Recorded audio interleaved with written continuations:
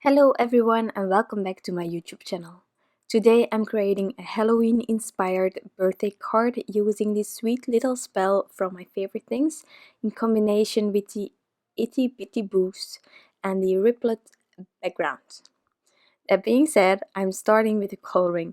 So this is Transotype Perfect Coloring Paper and I stamped this image out using Gina Designs Amalgam ink. And then it's time to start coloring. So for the coloring, as I always do or try to do, is starting with the hardest parts of the image. And for me, that's definitely the hair and then the skin. The hair, I'm doing some flicking. This is a way of coloring of hair that I really like. Well, I like the end result. I don't like doing it because it takes a lot of effort, but it's worth it. And the illustrator from these stems adds already a lot of details onto the hair, like there are extra lines, and those lines I actually follow when flicking with my markers to have the same, well, flow of hair as was intended. And I also think it really helps if you want to do this method, if there are some guidelines, as I call them. So I'm working my way from darkest to lightest, fixing mistakes that I made on the way, and then I'm onto my second layer. If you don't need a second layer, you don't need to add it, but I personally find for blending especially that I need at least 2 layers for this image.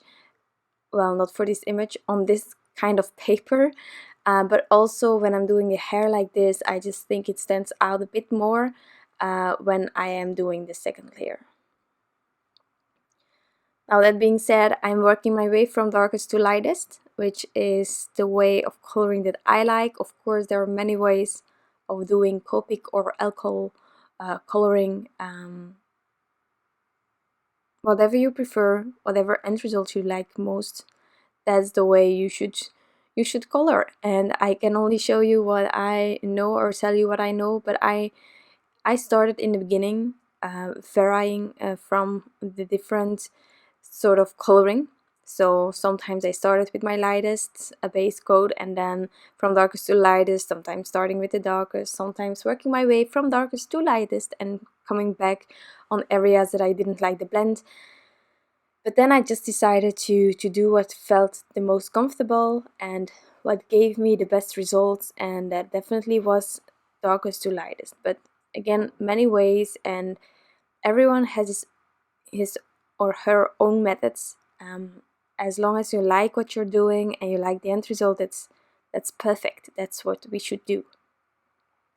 So having done the difficult areas now, and fixing up that face again, truly it's never it's never done. Then I'm continuing with the rest. First starting with my small areas. You know, when there is a big surface to color in with a marker combination, I find it quite daunting because you need enough shadows. Sometimes with big areas, then the light color is all over and you have a teeny tiny shadow, which is not something that I tend to go for. I want it sort of balanced. And I find it really hard. Also, I'm going to use some purples, and just between us, the purple markers are for me one of the hardest markers to get that blend that I want. So definitely need some patience when I'm doing some purple coloring, and so well, I postponed, I must be honest. But here we go. So I'm starting with the head, still avoiding the bigger area of the dress, and just adding this purple. I first thought of having this purple as my darkest tone, but then I decided to add a bit of blue. So you will see that after my first layers that I added just a darker one. So building up, sometimes changing a bit the combination that we intended to use. But I really like the addition of the blue here, the B99, so I just used it all over. Also, I'm putting the caps on the side, so if you like a color combination, you can write it down. If you forget something, there is always the blog post that is linked in the description box, where I'm trying to list the markers as clear as possible and the combinations specifically that I used for each of the items for my images. So definitely check it out if you want to revisit a color combination. That can always be handy. So here I'm just keep going back and forth. 2 layers most of the time isn't enough, but that's the good thing about this paper. I don't really have issues with bleeding. Not if I add 2, 3, 4 layers. What you can have is that the paper is temporarily oversaturated and that you just not seem to get the blend. Just let it sit aside, let it dry, or use your heat gun and then continue when the paper is again ready to be used. Okay, now let's do this onto the big dress, which was really the hardest part of this image. As I said in the beginning, it's really big, getting those shadows to work, also figuring out where I wanted to add some shadows. Yeah, it was a struggle. The thinking process is going on right when I'm starting to color. So also what you see here is that I really only added a tiny bit of shadow. Also didn't start with the blue because it was really dark, and I was a bit afraid that I wouldn't get that blend as I got on the hat. But I did it anyways later on. But as you can see now, there is like a huge area of that really light color and barely any definition. So that's not what I wanted. So back going over it, adding the darker color now, the B99. And this one will stay quite limited because it's really dark, but I will go further and further with the other colors. Of course, when you add one, then the rest will move a bit up and take more space, and then I'm blending it out. Now I'm working in areas now, didn't want to add everything all over at once, so I'm first doing those sleeves and then the right side, and then we will just keep working. When I like it, I sort of know what I need to do on the other left bigger side as well.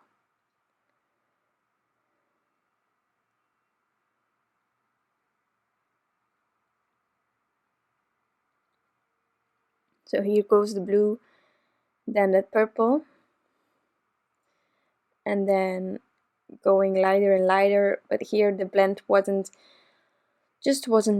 showing up like I wanted it to, so I kept working on it, doing also a bit of flicking. That can always help. Truly, it really helps for me.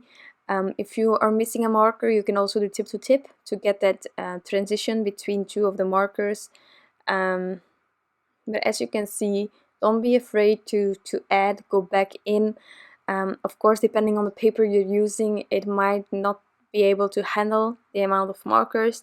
So keep that in mind, because all of the effort that you already did, I don't want you to have to throw it away because your paper just couldn't handle all your effort. So here just adding a bit of shadow on the inside of the dress that is peeking from underneath. And then we are going to add that final area with purple, and afterwards the little frog in some greens.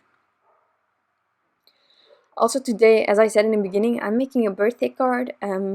Last year I made some Halloween cards, and I am prepping some more Halloween cards for this year, so happy life. But as I say many times, you're not celebrating Halloween, and the Itty Bitty Boos from My Favorite Things, which is a fabulous sentiment stamp set.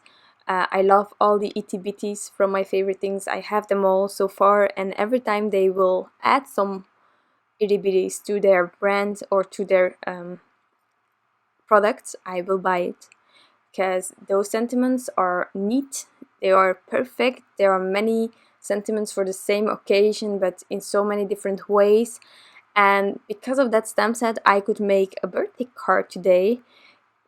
And it's actually really funny because the Itty Bitty Boos, well, as the name says, it's a bit Halloween tinted. So I searched for one with a witch, of course. I love the word puns. And I found the sentiment wishing you a happy birthday, which is great because as I'm not celebrating, I don't know who I'm going to send a Halloween card to.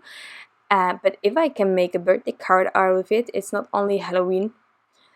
It's just in general a birthday card. If I know someone that is fantasy inspired or something like that, I can always give this card to her or him. And well, I know some people that celebrate their birthdays on the end of October, so many ways to use this card now because I made a Halloween a happy birthday card instead of just a Halloween card. So when the coloring is done, I'm taking those matching dies and I'm cutting this image out, and then we can start on the background. Now, a few days ago, I think, maybe it was in the weekend, maybe last week, I already used this background stamp, Riplet background from My Favorite Things, and I sort of did the same. I cut out a panel. This is cut out with basic rectangles from my elephant, so I have those stitching details. I want to have some grounding, so I'm also adding some purple tape a bit higher up on the bottom part of my panel, and then I'm going to stamp out this background. Now last time, it's when I created a Christmas card with Hello Bluebird. Last time I used this background horizontally. Now I'm using it vertically, because many ways, and you can also use it diagonally, but I think it would be easier with a smaller card then. But that being said, this is my background. I am using some Dove and Mushroom ink from Concord and Ninth. I just wanted a subtle background, but still having it really present because of the Halloween and already the dark colors on the image. Another thing, and I want to thank you all for that, in one of my recent videos I talked about having a tool to press onto my Misty and evenly spread the pressure, and I got so many reactions from all of you that I'm really grateful for. Now I'm one of those impulsive buyers, I must be honest, and the first person that helped me out was Sylvia, and she's also from Belgium, and she knew this shop in Germany that was selling these tools that I just used. I bought the pink one. There is an engravement in it which I really like. So I ordered it. It was really fast delivered, so you will see it in many upcoming videos. In others you will not, because I already prepped some before I got that one. But that being said, a lot of the suggestions that I got was to use a dry board eraser, and it's genius. I don't know why I didn't think about it, but if you're like me and you're looking for something to help you, there are tools that are similar to those diamond thingies, and I actually like it that it's from wood, this one. But if you're looking for a cheaper solution or something that you can find in a store nearby, a board eraser will work really well. That was one of the tips that I got the most on YouTube. So I really wanted to point that out because I'm grateful for all your answers, and if anything goes wrong with this tool, I will definitely buy a board eraser. I will. After all the talking here about the tool, I already finished that card, so I stamped the sentiment with the same ink as I did for the background, the mushroom, and now I'm just going to add this panel on top of my card base. I did some embellishments with heart sprinkles because I love those, and that is it. I'm not going to add anything more. So this is my card. I truly hope that you enjoyed this video, and of course that you like the end result. If you have any questions, you can leave them down below in the comments. I will get back to you as soon as possible. I'm catching up, so just a little bit more patient if you ask the question there. I want to thank you all for stopping by, and I'll be back soon. Bye!